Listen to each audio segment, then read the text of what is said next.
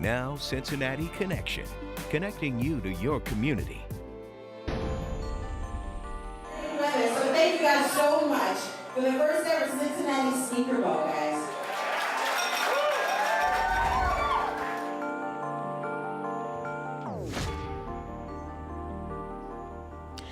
Well, the Cincinnati Sneaker Bowl has become one of the premier events in the city of Cincinnati, but it's the folks behind it that really make it worth attending.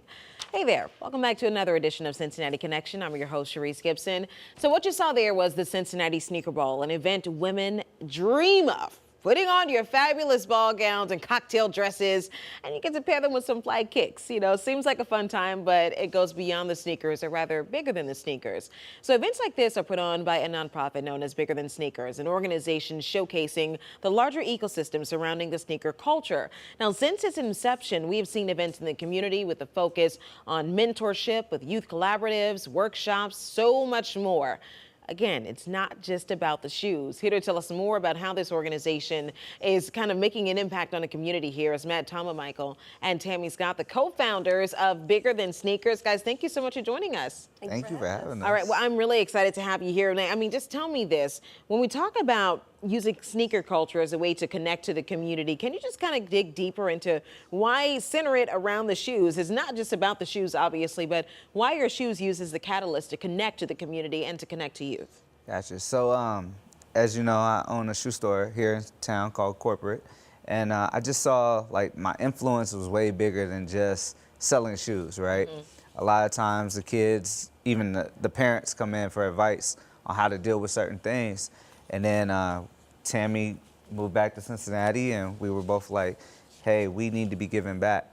And from there, it was just like the perfect, you know, kind of the perfect storm for this whole situation to come about. So I think the biggest thing for us is just the diversity of sneaker culture, which I think a lot of people don't think about. When you take the focus away from the sneakers and you think about the different people that sneaker culture attracts across socioeconomic lines. You can see it with sneaker ball, attending sneaker ball, and some of our other events across racial lines, socioeconomic lines, ages, races, genders, everything. So just really being able to cultivate the type of environment that brings people together from all different backgrounds, I think is the biggest thing for us, and sneakers are just a platform for us to use to kind of be able to bridge that gap between people. And that's why I said it definitely goes beyond just talking about sneakers, maybe sharing sneakers, which is something that you've done. I don't know if you guys just saw, we saw some video of Go Hoop Day, which was really interesting for me. You guys, is this a national day, or is this something that you guys started, or what is it? Yeah, so last year, Chris Paul put together this initiative to celebrate the game of basketball on 6/23, which happened to be significant to Michael Jordan's 6 championships and the number 23 that he wore. Okay. So, you know, making it an honorary day, we were asked to participate here in Cincinnati as the local chapter. And it's been amazing. Like, It was a great time for the kids. Everybody had fun. The weather was great as well. So, yeah. Now, the good thing about this is when you put these events on, they're not just social. You all have a bigger mission here. So this latest event, Sneaker Ball, that recently passed just a couple of days ago, this was benefiting the Children's Hospital. Do you guys put any effort into thinking about who you guys are going to support within the community? Yeah, I think, so last year we partnered with Cleats for Kids with Sneaker Ball, and for us, we just look at local nonprofits who have tangible goals. I mean, people like to see where their money is going. So last year we were able to help buy 600 pairs of shoes for kids in need from Sneaker Ball, which was amazing, through the Reds Youth Urban League. And then this year, providing those funds to Children's Hospital to be able to help families in need with medical costs.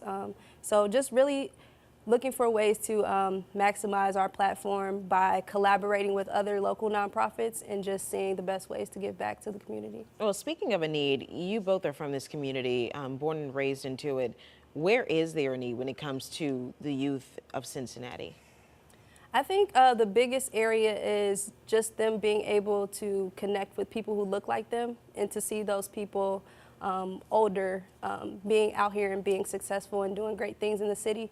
The cool thing about Cincinnati is that I think there are people in a wide variety of different careers, different professional fields, a lot of different people for young people to look up to.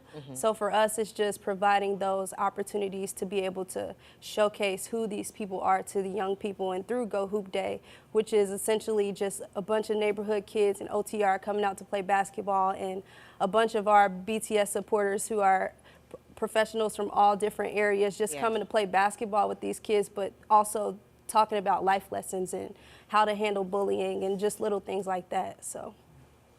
Yeah, for me, I think BTS is just like the thing that I wish that I had growing up in Cincinnati. Like, you know, you looked at, like I said, the influence from the guys at retail, and they were just so cool in the store.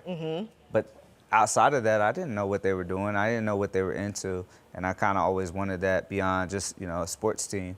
So that's what I encourage our guys in the shop to be. It's just more. You know, be for your community. So. Yeah, and you put a lot of effort into that, and that obviously shows with all of the work that you both do. We were talking about the generational gap that we see when we talk about sneaker culture. Yeah. We have some people who look at this culture and they feel like it's materialistic. Yeah. Why are people standing outside waiting for Jordans? Why are you spending this much money for shoes? But it goes beyond that for you. I find it so creative that you guys took something that some people may have an issue with and turned it into bigger than sneakers. Yeah. I mean, that's what we did. You know, I think, you know, when you're on the outside looking in, it's easy just to see the scratch of the surface. Yeah. But like I said, through sneakers, I've met some of my best friends, my biggest supporters, mentors along the way, just all those types of people. And, you know, that's what BTS is really about, just like being what, you know, more than just buying that shoe and standing in that line, but those relationships. So. Yeah, and then too, the stories behind it, right? I think we all have that first sneaker that we remember buying with our first paycheck from our first summer job, or just that sneaker purchase that connected us with, you know, like you said, like a mentor or something like that. Yeah.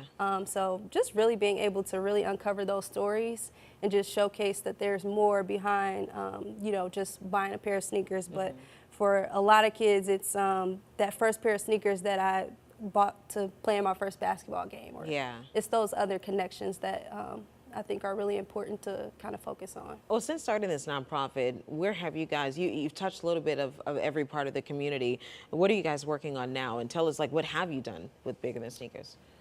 Well, I mean, we've definitely grown. It's only been a nonprofit for about a year. So prior to that, you've done so much. Yeah, it was a community platform. So we would do workshops and events around it, and then just decided to make it a full nonprofit so that we were actually really able to give back the way that we want to.